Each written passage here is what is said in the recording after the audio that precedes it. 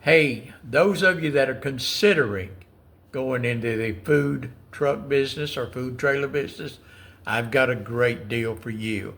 I purchased this thing brand new. I purchased with the intention of having a partner to help me work it. Well, that fell through. So now I have the trailer and I do not have the time to do this myself. So here's an opportunity for you to go into the food trailer business. You can customize this thing any way you want it. It's got the foundation, it's ready to go. You can build this out and own your own food trailer for less than $10,000. That's including your equipment, your serving window, your prep shelf, everything else. Now, this is a 2025. It's a 6 by 10 because I wanted a small footprint to where I could go just about to any size event or set up anywhere and take a small footprint. So that's why I ordered it this way.